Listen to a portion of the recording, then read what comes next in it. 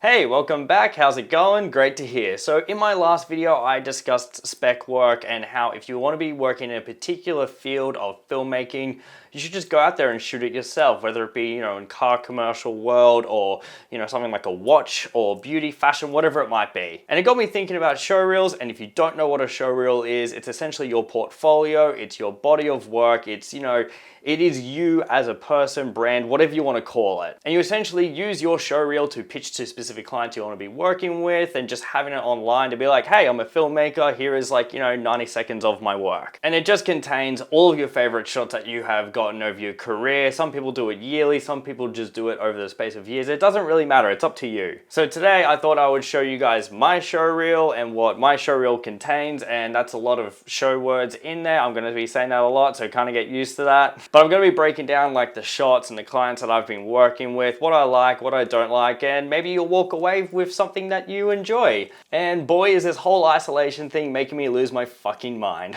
All right, so let's just jump right into it. First thing I do want to discuss though is music choice, and I'm going to be honest, I really hate the music choice that I had for my showreel. I don't know what I was thinking during this time. I actually made my showreel at the start of the year, then updated it a few months later, and I'm talking about 2019 by the way. But I found the first music choice wasn't the best for commercial work, which is what I pitched to mainly, and then I was just kind of scrambling to find a second music choice. I think I was trying to pitch a job at the moment, and I was like, I can't have this original music in there. So first things first, you really got to pick a really good song, and this is a great example of what not to do. So I decided to have this little intro piece. I don't know why I thought it was a cool idea. I was just trying to do something different rather than being bam, straight away, here's my work. It kind of works, but yeah, I was just kind of showing off that I worked with, red cameras and anamorphic lenses, and clients love that stuff.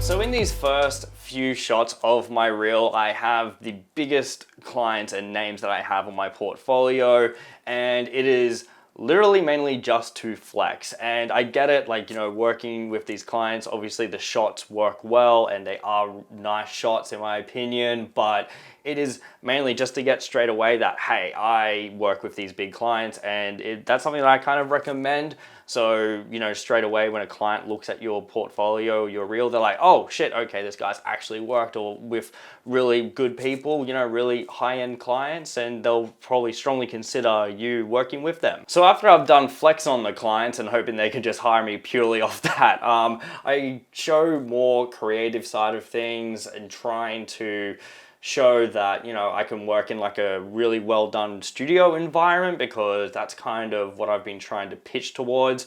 A lot of my work is kind of based around event work and not so much studio stuff, and it's just what I want to be doing more of. And seeing as I don't have many clips, I'm just trying to get as creative as I can to be like, hey, studio stuff, it's what I want to be doing, have a look, please hire me.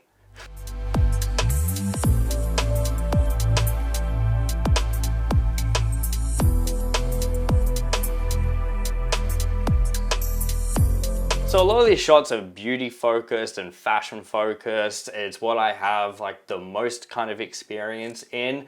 But this part of the reel here is actually a commercial that I did for a client that actually ended up getting scrapped. And I'm really frustrated about that, because I was really stoked to pitch concepts like these, more creative concepts, to different clients. And I managed to obviously put a couple of shots in my reel, but without the full context, it just doesn't really hold much weight behind it. But overall, I'm really stoked that it's in my reel, and I can just kind of get my foot in the door with, again, more of those studio kind of setups.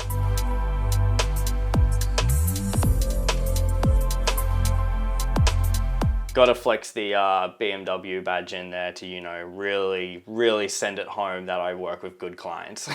So now we're up to the second half of my showreel, and this is where I really wanted to show all of my creativity and just the weirdness and whatever I could think of and come up with to be like, hey, you know, I am more than just a filmmaker. I know the technical aspect of things, but I'm also creative and I have a lot to bring to the table to bring ideas to life. It starts off with a shot from a music video that I did with Trophy Eyes called Friday Forever. I came up with the idea with John of just dancing in the room and being like, the room is like symbolized for your mind, like, you know, just something really creative, shot on a red and anamorphic lenses, so obviously just looks really good. And from there, it's just like a whole bunch of creative shots from various of other music videos that I've done, because as you would know, music videos is where you have the most creativity.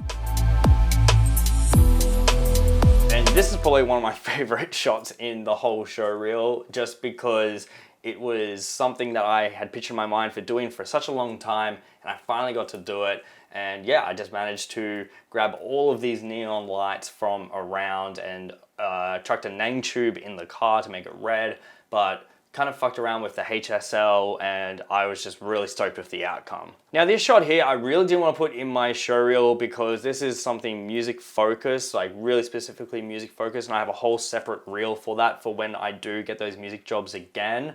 But this transitioned really well into the second shot that I wanted to include, which was actually stock footage that I filmed one day to just upload and hopefully sell. But I was like, actually, the shot's really good. I want to put it in my reel because it's just like, I don't know, something more creative in terms of like a transition, I guess.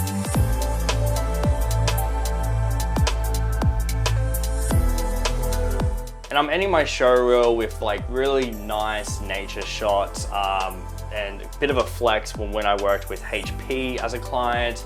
And yeah, just kind of really driving home really nice imagery and beautiful pictures, because again, that's just kind of what clients want to see. And then at the end here, I just have like a random mix of product shots that I have done in the past, and then it just goes into all of my contact information, and that's kind of it.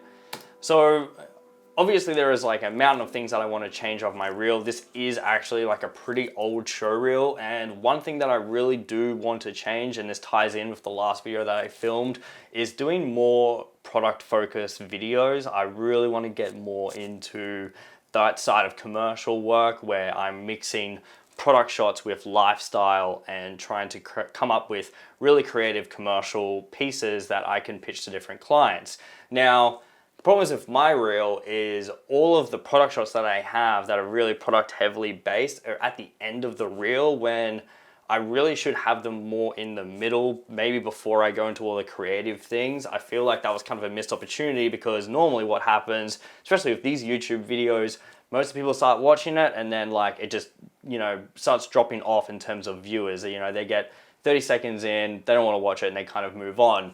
And the best way to describe how you should be structuring your show reel is an essay. Now, I don't know if you guys remember doing essays, or if you are still in school doing essays. Probably not in this current climate though. You're probably not at school. That's probably not a good thing. But you're taught in an essay to kind of lead with like a really strong foot to really keep people engaged with reading. And it's the same with like movies as well. Like that same mentality kind of goes across a whole bunch of different mediums. So my number one advice for whatever show reel you're doing is kind of lead with that really strong foot. Think of like the best shots you have, or if it might not even be the best shots you have, if it's like mine and you just have names that you want to flex, that works just as well. Overall, despite how I pick apart my show reel, I still think it is the best representation of my work at the time. And you know, just saying out to different clients, I feel confident enough showing them that no matter what happens in terms of like the music choice or whatnot, I'm happy with how the structure is kind of laid out to an extent. And the best thing about keeping it short to a minute and a half is, you know, they're more likely to stay engaged for that minute and a half. If it was like 3 minutes long, they probably wouldn't watch it, or they might watch like a minute of it and they just kind of give up. So I'm really happy with the length and just how it is structured in general. And because of it, I've managed to land a whole bunch of clients. So it's obviously working well. Now, comparing this to all of my old show reels, obviously this one is better, but the best part about doing multiple show reels is over time, you learn how to just structure them. I think my old ones used to be really long, and I used to have like really long takes in there. Or I think my first ones actually were structured where it would be like, this is my favorite project, so here's like 6 shots from that, and then like so on and so forth. Whereas this is kind of like, I think this is the same handful of clients, I want to say, but it's just kind of mixed in there. So it'll be like one shot that I'm really stoked off from that shoot, and then like, 10 seconds later, I'll throw in another shot that I'm really happy with. But this is all subjective. Obviously, it's up to you, whatever you want to decide, whatever you feel like is right and the best way to represent your work. The best way to do it is just kind of go out there and do it, just like how I said in my last video. In summary, your showreel should just contain your best shots and the type of shots you want to be working with in the future with the different clients that you'll be pitching towards. Length plays a really big role in it, so if you can keep it short to like a minute, minute and a half, or 2 minutes if you're just starting out and you're really unsure about it, it's really up to you. If you have any questions about showreels, leave a comment down below. I'd be happy to answer any type of questions you might have, or if you want to share any more advice about showreels, I'm happy for you to do that as well. It's up to you. Hope you enjoyed this video. If you did, give it a like. I'd really appreciate it. Have a good one. I'll see you guys next time. See ya!